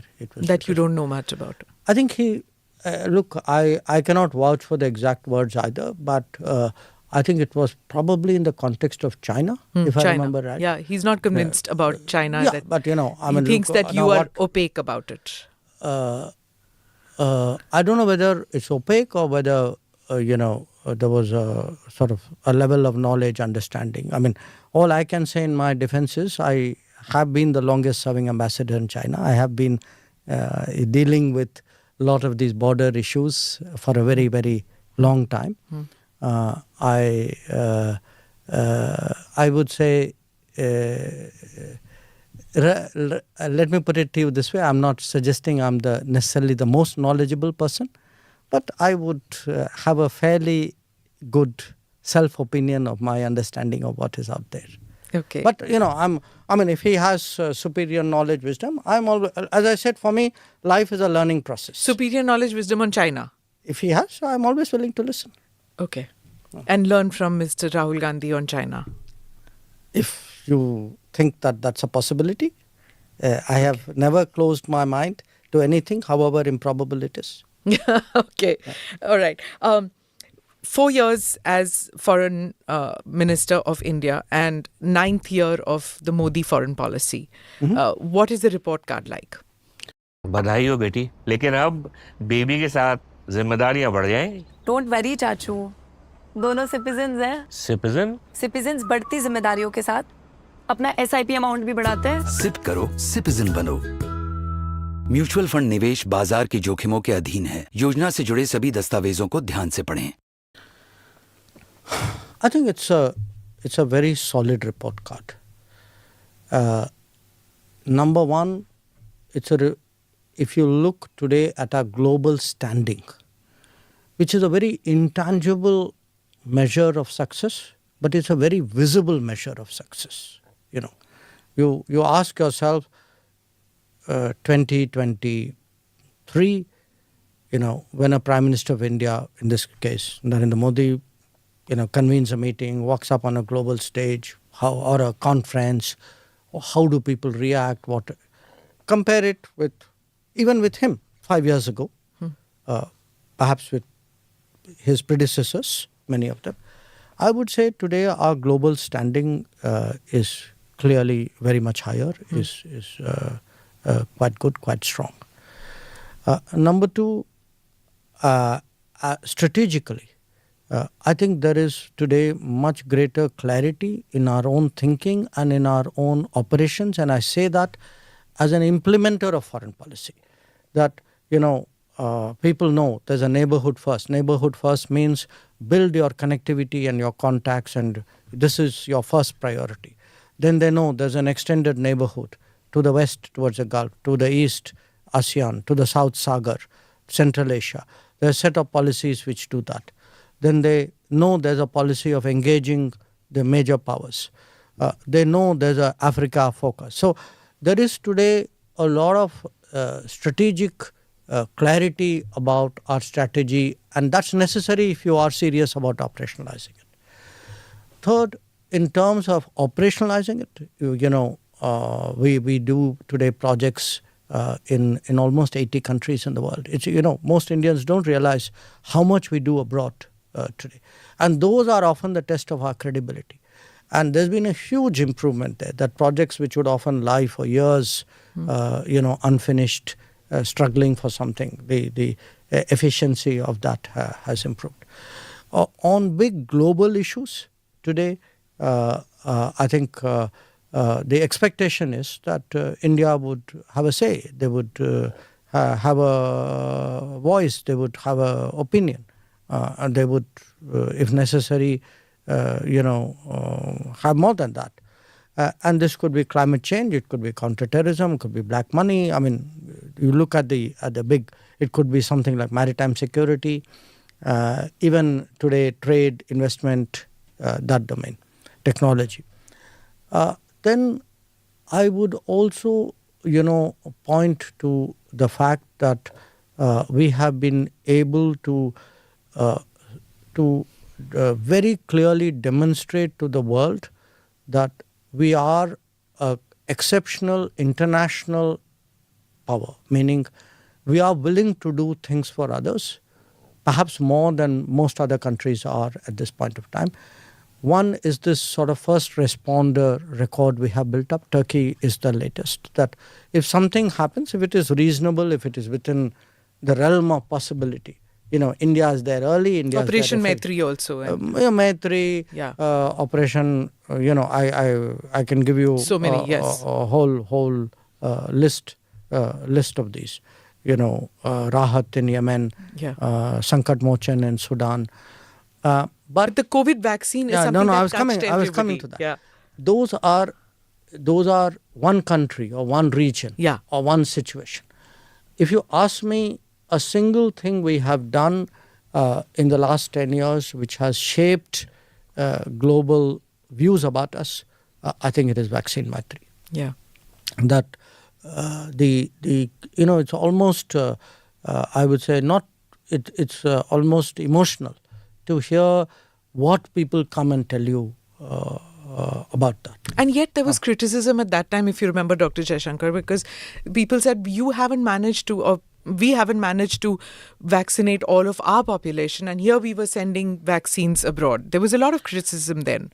I don't know if there was a lot, because I think people... Domestically at least there was. I think there was loud criticism from the expected quarters. I would not consider it lot of criticism. It's very interesting in this country. You would have people who, when you do things, say, why are you doing it? When you're not doing it, say, why are you not doing it? If there's consistency, the consistency is in opposition to anything you do. Okay? The fact is, I think most people in this country understood that, it's the right thing to do. And let me tell you one thing. When Delta wave came, because it wasn't only the vaccines. Before that there was a hydroxychloroquine, there was a paracetamol, etc. Think how many countries did their bit to help us. And some of them, like say President Biden, the Americans, they said very clearly, saying that, look, India helped us and we are going to help India. So, this very sort of short-sighted view. And sometimes, as I said, the people who claim to be internationalists suddenly become super nationalist. Beware of such people. Because I am going to come to that, yes. whether we are hypersensitive as a country, to criticism, because you saw that little video that I played in which George Soros' statement on democracy, you took on, and you said that, you said he was old, rich, opinionated, and I dangerous. know what I said. Yeah. Right. Now, there's also the op-eds which come in foreign media, which say that that they blame India for crony capitalism and say Mr. Modi's image has got hurt. The BJP, on the other hand, says that there's a conspiracy against India, rising India, and Mr. Modi's muscular policies, and then it would be nicer to have a meek and submissive India. Look, Smita, I have dealt with the world for a long time. I have dealt with the media. I even had a media job at one point of time. Okay, I want you to step back. Don't think incident by incident. They say this, something happened. You said this. They said this. The media said. I don't want you to do that, because you're really losing the woods for the trees. I want you to step back and think the last 9-10 years. Okay, what you have from different quarters is, an episode there, a decision here, an adjective added here, a photograph done there. It's like drip, drip, drip, drip, like water on stone. The whole idea is to shape your image, your collective image. Shape it in a way in which you're made to look extremist, you're made to look unreasonable, you are made to look as though, you're not part of this, what is otherwise a great, good, progressive world. Okay. Now, it happens in different ways. Every time we make a major decision, you talk about us being hypersensitive. I would put it to you, look at the hypersensitivity of the media. Look how people jumped up and down when Article 370 was decided upon. Now, or even this example that millions of people will lose their citizenship. And then see sometimes the dishonesty of the CAA one that you're talking see about. the dishonesty of it. You had reports, and I'm not personalizing it. I've got nothing against individual A or B or newspaper A or B, but each one of them has contributed their bit. Okay. You actually have people who would suggest problems in Assam are because of Narendra Modi. Now you and I know, come on, this is Indira Gandhi's time. Okay, but that is whitewashed. Okay. You have people who say, there's serious problem with judiciary because there's an ex-chief justice who has now entered parliament. Is it for the first time? No, there was Ranganath Mishra did it earlier. So, our institutions come under attack. Suddenly, as I tell people, say what you will for me. To me, which one of us doubts our election commission? Which one of us goes to vote and thinks the result is not what is true and, capturing the integrity of the process? And yet what will happen? That comes under pressure. So there is an attempt, and it's a very, very clever attempt, and it takes different forms. We had a very, very tough time during COVID. So are you saying it's all coordinated? No. I think there is a mindset. I would say there's an ideology. I give you the example of COVID. Okay, I grant you, we went through a horrible time in COVID. Many of us lost people in our families, friends, acquaintances. Look at the coverage of our COVID. Did people not die in other countries? Did we see that coverage out there? Did you see that kind of photograph from other countries? You heard of bodies piled up in parking lots in other countries. Yeah. So I'm putting it to you this way. Look, I do think that one of the challenges today is you have, due to, in my view, and you may or may not agree with it, over 70, 75 years, what has happened is actually democracy has worked in this country. And the proof of democracy working in this country is cities, if you look, where is your leadership coming from? They are no longer the people necessarily from big cities and English-speaking schools. Okay? They are people of a different background. And again, I'm not talking individual here. I'm talking of a generalized phenomenon. You look at the mindset of this society. This society today has become much more assured about what it believes in. There was a time when actually you kind of kept that as though, you're not supposed to talk about your cultural beliefs in front of other people. So you actually have a huge change. Did you experience that when you were in JNU? Not talk about Indian culture. JNU, that was in the 80s, no, 70s. In the 70s. Look, you're diffident about your own culture. I mean, I saw this comment in which you said one of the greatest diplomats that India has was Lord Krishna, and there was Lord Hanuman. You mentioned him also, and it's not something that is spoken about in diplomatic circles, and even in the media, the beat journalists would never think of diplomats, and not even you. And when you think about it, your background, your journalism, your education? Well, yes and no, because, it's a socialist hub. No. I also had a lot of home education. Okay. Say, JNU was different. I was 18 when I went to JNU. Okay. And JNU was very, very firmly leftist at that time.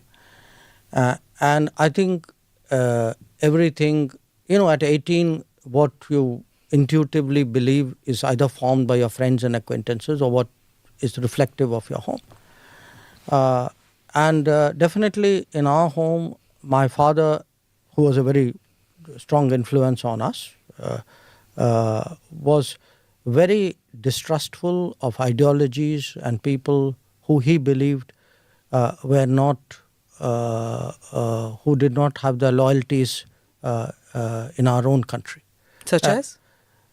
Well, you look, you're not talking. Remember, he had his own views about what was happening in the 40s and 50s at that time, who was for the national movement, where did different people, how did they switch? Remember at that time, China, there was a big China issue.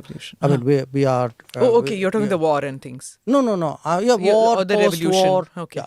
So, he particularly, I think, he was very, very distrustful of the left, so of the communist left. And I think some of it, so in a sense we grew up very unspokenly but very strongly as very patriotic children, you might say. We kind of went to this military institutions. I went to Air Force School, to King George's Bangalore Military School. My siblings went to, some of them went to Naval School, to Sardar Patel Vidyalaya. So I think that was the kind of mindset I took into JNU. So in fact in JNU, which was a dominantly leftist outlook, where the teachers, the students, the administration, everybody was very leftist. My lot of people, my cohort were the first set of people who actually politically took on the left. Okay. And actually we had a meeting, we had an election even where the then Prakash Karat was the SFI candidate. He won one election, he lost one election. So I where did you stand in that? Oh, I was very clearly with what was called the free thinkers. Free thinkers. Yeah, free thinkers was a assortment, because other than the left, there was no other political. And there was no tukre in those days. No, all that came very much later. So I would say that sense of nationalism, connection to country, this was kind of instilled in us. On the cultural question, it was very interesting, when I did my book, I have a chapter on the Mahabharata in the book. And one of the Delhi journalists asked me this question, said, I find that a very surprising. I said, yeah, partly because maybe you don't know me that well. But we learned, all of us, I'm talking my siblings as well, we read Mahabharata.